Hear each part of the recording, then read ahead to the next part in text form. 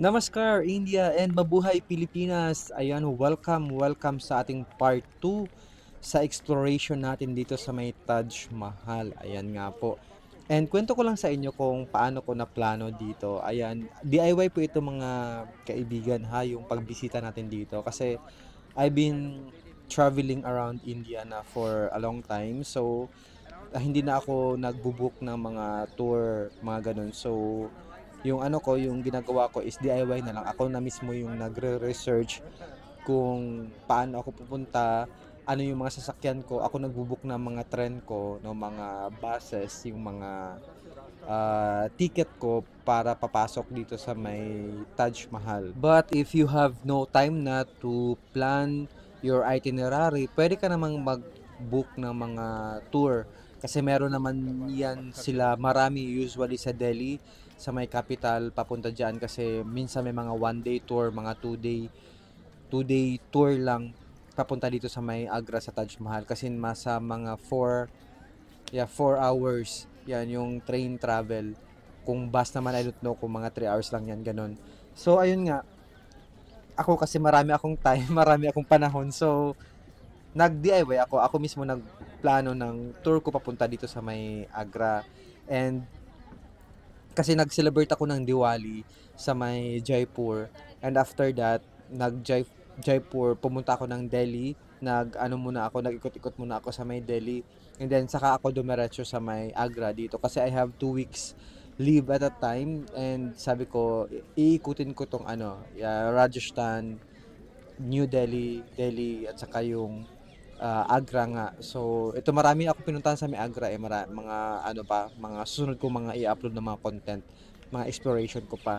So, ayan, ang ano ko pala dito guys, ang akin palang tawag dito, kapag tourist ka dito, foreigner ka dito sa yung entrance mo dito is like ako kasi nag-book ako online ng ticket ko, nasa 1,250 rupees yung yung bayad ko. Kasi may mausoleum na siya kasama doon. Hanggang sa loob na yan, papasok ka na sa loob niyan. So, yun na yung 1,250 rupees. So, kung i-convert natin sa peso, mga nasa kalahati siya or mga nasa 60% siya. So, 1,250, mga nasa siya, mga nasa 600 plus siya yung ticket na babayaran mo for the entrance sa Taj Mahal, and of course para makapasok ka mismo dyan sa may museum. And before that, ayan, so kapag papasok ka doon sa museum talaga, bawal kang mag barefoot or yung nakasapatos or nakatsinelas. Kailangang merong uh, sa sapatos mo or sa paa mo, merong kang foot sock, yung ganon, yung nilalagay sa may sapatos, ganyan, para iwas din na madumi, iwas din na nakakasira sa mga marble tiles, yung mga kung ano-ano mga dinadala natin sa mga paa natin, 'di ba? So, 'yan yung rules nila. Malapit na yung And ito araw nga, sumikat. ayan, so tinitingnan ko yung mga iba papasok na, ako papunta pa lang ako. Yan yung tower na to, 4 na peraso yan sila. 4 na peraso, both side yan sila meron. And ano yan siya, tawag dito, parehas yan sila ng size lahat, parehas ng measurement, parehas yan sila ng ng design.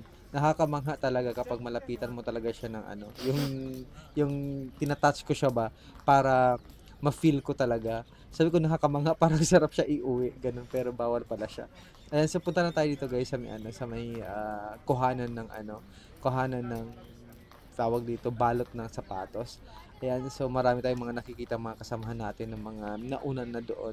Pero sabi ko, muna ako, mag-video muna ako dito para may isama ako sa exploration ko sa content para detailed yung pagkwento natin.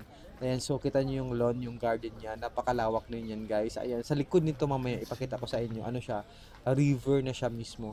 Ayan, ito pala siya guys, medyo foggy siya, chilly Everything kasi is in nga winter symmetry. season nga talaga ako pumunta dito. Like, So around mga we'll 6 just wait mahigit, for the wala pa sun siyang to 7 come AM. out.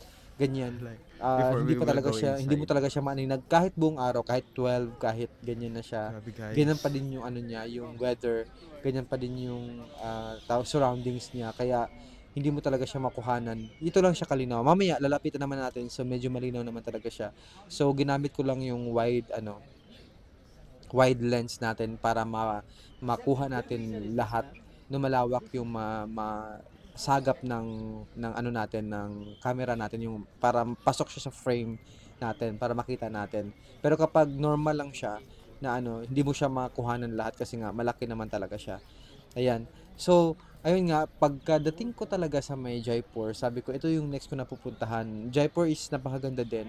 So, ito naman, pagdating natin dito sa may Agra naman, nag-book lang ako dito ng hostel na tutuluyan ko. Grabe yung Kasi, dome. sabi ko, gabi lang naman ako matutulog and then buong araw, wala ako. Nasa labas ako, nasa Taj Mahal ako, nasa ibang mga tourist spot ako ng Agra. So sabi ko, ano Oh lang, my God. matutulog lang talaga ako, panggabi lang. So hostel lang ako kumuha. And mura lang siya guys, yung mga hostel. Ayan, it's around like sobra 1,000 pesos, 1,000 rupees lang for like 2 days. 2 days na stay mo. And then after that, ano na ako, lipat ako sa ibang hostel again. Ganun lang ako, palipat-lipat ako. And nakakatipid ako kasi syempre kapag DIY ka, nakikita mo din yung tawag dito, yung mga mas mura kaysa sa tour kasi meron na yan silang mga naka-program kung saan kayo tutuloy, kung ano yung kakainan nyo, kung ano yung pupuntahan nyo, at saka limited lang talaga yung oras. So if you want your freedom, kung gusto mo talaga katulad sa akin, kasi gusto ko talaga is mag-video-video ng marami, mag-stay ako ng 4 na oras, 5 oras dito, ay pwede.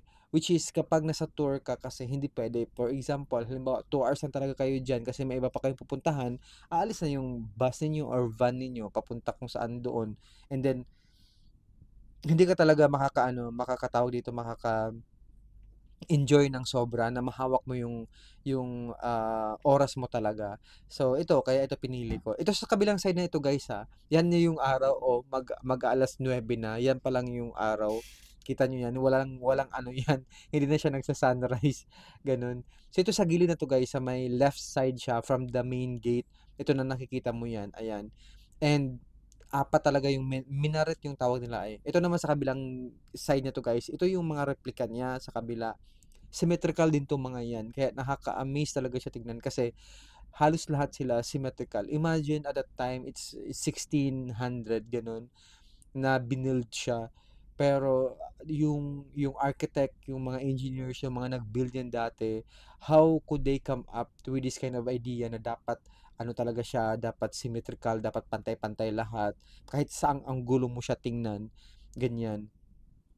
Ito may mga tank diyan, oh, yan for the water yan siya. Yan sinasabi ko sa inyo guys, yung ano kanina fountain yan. Ayan, gravity lang yan siya.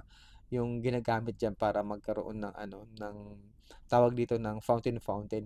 And ito na nga guys, ayan, papunta ako dito sa may ilog, eh nag-chill pa siya.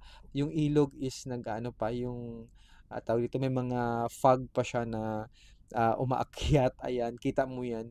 So, medyo malamig siya, umaabot ng 8 degrees, ganyan, 8 degrees, ayan. So, tsaka ma-dry yung hangin, kaya sobrang ano ko din, sobrang, kita mo yan, dry na dry yung ano ko, yung lips ko, yung balat ko dyan, kasi nakalimutan ko magdala ng lip balm, ayan. Pero okay lang naman, ayan. So, nakakatuwa na nakakaroon ako ng experience. Kasi kung mainit naman talaga dito guys, sobrang init din. Kaya mas pinili ko siya na pumunta ng winter season kasi at least, 'di ba, malamig siya kahit tanghaling tapat pwede kang maglakad-lakad, hindi masyadong masakit yung init.